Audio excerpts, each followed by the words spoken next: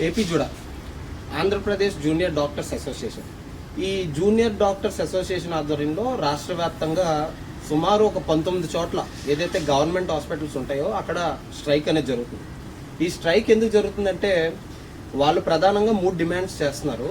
First demand చెప్తాను. Actually 2026 జనవరి 1 నుంచి వాళ్ళ స్టైఫండ్ అనేది రివైజ్ అయింది. దాని ప్రకారం 15% పెంచాల్సి ఉంటుంది. వాళ్ళు 15% కాదు 30% పెంచమని చెప్పి ఫస్ట్ డిమాండ్ వాళ్ళు. సెకండ్ డిమాండ్ ఏంటంటే మన ఆంధ్రప్రదేశ్ గవర్నమెంట్ ఈ ఏదైతే ఈ డాక్టర్స్ రిటైర్మెంట్ ఏజ్ 62 నుంచి 65 చేస్తానని చెప్పి చిన్న ప్రపోజల్ పెట్టింది. ఆ ప్రపోజల్ వద్దు, మిగతా డిపార్ట్మెంట్స్ ఎలాగైతే 62కి ఉన్నాయో 62కే ఉంచండి, 65కి పెంచొద్దు అని చెప్పి ఈ జూనియర్ డాక్టర్స్ వాళ్ళు డిమాండ్ చేస్తున్నారు. మూడో డిమాండ్ ఏంటంటే ఏదైతే ఎంఎస్సి పిహెచ్డి చేసిన అభ్యర్థులు ఉన్నారో వాళ్ళకి ఈ గవర్నమెంట్ మెడికల్ కాలేజీల్లో అసిస్టెంట్ ప్రొఫెసర్లుగా రిక్రూట్మెంట్ చేసినప్పుడు వాళ్ళందరికీ కూడా ఎన్ఎంసి నామ్స్ ప్రకారమే జాబ్స్ ఇవ్వాలి అని చెప్పి వీళ్ళు డిమాండ్ చేస్తున్నారు. ఈ 3 డిమాండ్స్ లో ఈ ఏపీ జుడా ఆధ్వర్యంలో రాష్ట్ర వ్యాప్తంగా స్ట్రైక్ గత 10 రోజులుగా, ఈ రోజుకి 10వ రోజుకి చేరుకుంది. 10 రోజులుగా భారీ ఎత్తున నిరసన వ్యక్తం చేస్తున్నారు. దీనిలో భాగంగా ఫేజ్ 1 లో స్టార్టింగ్ ఏదైతే స్ట్రైక్ స్టార్ట్ చేశారో 10 రోజుల క్రితం వాళ్ళు ఏం చేశారంటే ఉదయం 9 నుంచి మధ్యాహ్నం 1 గంట వరకు కూడా పూర్తిగా నాన్ ఎమర్జెన్సీ కేసెస్, అంటే ఎమర్జెన్సీ కాకుండా నార్మల్ ఓపీస్ కానీ, లేదంటే వార్డ్ విజిట్లు కానీ, లేదంటే ఈ క్యాజువాలిటీలో ఉన్న జనరల్ చెకప్లు కానీ, ఇలాంటివన్నీ కూడా వాళ్ళు అటెండ్ అవ్వడం మానేసి వాటిని బాయ్కట్ చేశారు ఉదయం 9 నుంచి మధ్యాహ్నం 1 గంట వరకు. దాని తర్వాత మళ్ళీ వాళ్ళ వర్క్స్ వాళ్ళు చేసుకున్నారు. దీని తర్వాత సెకండ్ ఫేజ్ కి అప్పటికి కూడా గవర్నమెంట్ ఏది స్పందించకపోతే ఫేజ్ 2లోకి వెళ్ళారు. ఆ ఫేజ్ 2కి వెళ్ళినప్పుడు వాళ్ళు ఏం చేశారంటే పూర్తిగా నాన్ ఎమర్జెన్సీ కేసెస్ అన్ని కూడా బాయ్కట్ చేశారు. అంటే పూర్తిగా డే అంతా బాయ్కట్ చేశారు. దాంతో పాటుగా ఈ రిలే నిరాహార దీక్షలు కూడా ఎక్కడికక్కడ టెంట్లు వేసి ప్రారంభించారు. ఇప్పుడు నిన్న అంటే ఆగస్టు 18వ తారీఖు నుంచి కూడా ఫేజ్ 3లోకి వచ్చింది. గవర్నమెంట్ స్పందించలేదని చెప్పి ఫేజ్ 3లోకి వచ్చారు. ఈ ఫేజ్ 3లో ఏం చేశారంటే పూర్తిగా ఎమర్జెన్సీ కేసెస్ కూడా ఆపేశారు. అంటే ఇంకా ఈ సర్జరీస్ కానీ, ఆపరేషన్స్ కానీ, లేదంటే ఇంకా నాన్ ఎమర్జెన్సీ, ఎమర్జెన్సీ అని లేకుండా పూర్తిగా ఆపేశారు. దీనివల్ల పబ్లిక్ కి చాలా ఇబ్బంది కలుగుతుంది. ఎందుకు ఇబ్బంది కలుగుతుందంటే ఈ స్ట్రైక్ లో రాష్ట్ర వ్యాప్తంగా 9,501 మంది జూనియర్ డాక్టర్లు పాల్గొంటున్నారు. మనందరికీ తెలిసిన విషయమే, ఇది ఫ్యాక్ట్. కానీ కొంతమందికి నచ్చకపోవచ్చు. గవర్నమెంట్ హాస్పిటల్లో ఒక సీనియర్ డాక్టర్ ఉన్నారంటే సీనియర్ డాక్టర్ చుట్టూ 10 నుంచి 20 మంది జూనియర్ డాక్టర్లు ఉంటారు. మొత్తం అంతా కూడా ఈ పేషెంట్స్ ని చూడడం కానీ, వాళ్ళు వార్డ్ విజిట్లు కానీ, ఇంజెక్షన్స్ చేయడం కానీ, లేదంటే రిమైనింగ్ ప్రతిది కూడా నైట్ షిఫ్ట్లు చేయడం కానీ, మొత్తం అంతా చూసేదంతా కూడా జూనియర్ డాక్టర్లు. సీనియర్ డాక్టర్ గైడెన్స్ లో ఈ జూనియర్ డాక్టర్స్ ఈ వర్క్ అంతా చేస్తారు. అంటే వాళ్ళకి ఎటువంటి టైమింగ్స్ ఉండవు, లంచ్ టైం అంటూ ఉండదు. వాళ్ళకి దాన్ని ఏమంటారంటే పూర్తిగా షిఫ్ట్స్ ఉండవు. ఇలా ఉన్న పరిస్థితుల్లో ఇప్పుడు పూర్తిగా వీళ్ళు బాయ్కట్ చేస్తే ఈవెన్ సర్జరీస్, ఆపరేషన్స్ లో కూడా ఒకలో ఇద్దరు సీనియర్ డాక్టర్స్ ఉంటే చుట్టూ ఒక 10 మంది జూనియర్ డాక్టర్సే ఆ సర్జరీలో ఉంటారు.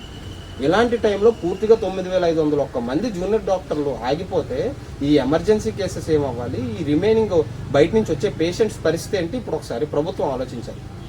అసలు ఒక ఎగ్జాంపుల్ తీసుకుంటే మన విశాఖపట్నం చూసుకున్నట్టయితే విశాఖపట్నంలో కేజీహెచ్ ఏదైతే కింగ్ జార్జ్ హాస్పిటల్ ఉందో, ఈ కింగ్ జార్జ్ హాస్పిటల్లో ఆంధ్రప్రదేశ్ నుంచే కాకుండా పక్క రాష్ట్రమైన ఒరిస్సా కానీ, లేదా కొన్ని ప్రాంతాల నుంచి ఇక్కడ వేలల్లో, ప్రతిరోజు వేల సంఖ్యలో వచ్చి పేషెంట్లు ఇక్కడ చూపించుకొని వెళ్తున్నారు.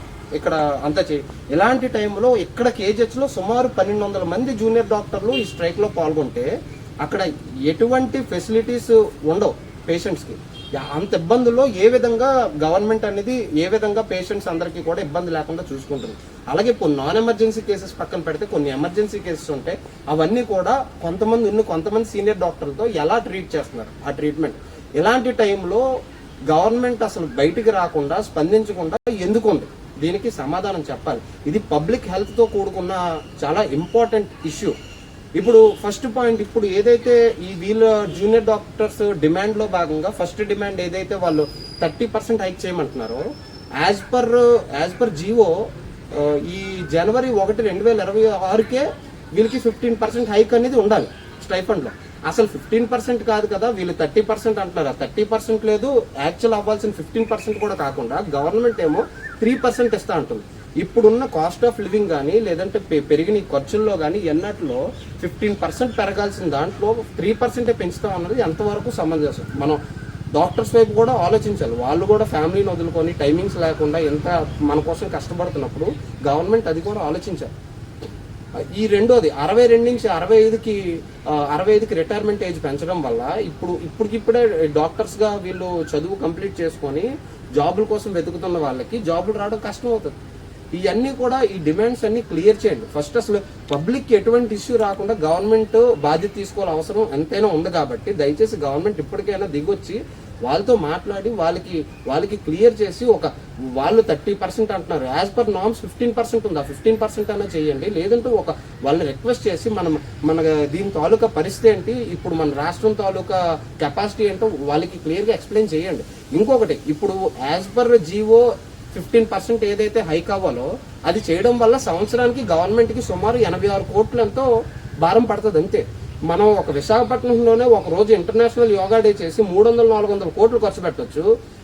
ఈ పాలకులందరూ కూడా స్పెషల్ ఫ్లైట్స్ లో తిరగచ్చు, లేదంటే రకరకాల ప్రభుత్వ కార్యక్రమాలకి కొన్ని వందలు వేల కోట్లు ఊరికే ఖర్చు పెట్టవచ్చు. ఒక్కరోజు ఆర్భాటాలకి లేదంటే ప్రభుత్వ యాడ్లకి ఖర్చు పెట్టవచ్చు. ఒక 80 కోట్లు కష్టపడుతున్న డాక్టర్లకి, జూనియర్ డాక్టర్లకు ఒక సంవత్సరానికి ఖర్చు పెట్టడానికి ఏమవుతుందో అర్థం అవట్లేదు. అంటే ఒక్క కార్యక్రమం ఆపితే 2-3 సంవత్సరాలు ఈ పూర్తిగా వీళ్ళకి హైక్ అనేది ఈ 15% సరిపోతుంది. వాళ్ళు ఇంకోటి కూడా ఏమంటున్నారు, ఈ ఒక్కసారికి 15% పెంచండి, నెక్స్ట్ ఇయర్ నుంచి మీరు అన్నట్టే చెయ్యండి అని చెప్తున్నారు. ఆ డిమాండ్ ఏదో విధంగా గవర్నమెంట్ దిగి వచ్చి నెరవేర్చి ఈ పబ్లిక్ ఎటువంటి ఇష్యూ లేకుండా చేయకపోతే ఇంకా కొన్ని రోజులకి అసలు మెడికల్ ఎమర్జెన్సీ అనేది వస్తుంది. ఎంత ఇబ్బంది అవుద్ది, దయచేసి గవర్నమెంట్ ఆలోచించవలసిందిగా కోరుతా ఉన్నాం. Thank you.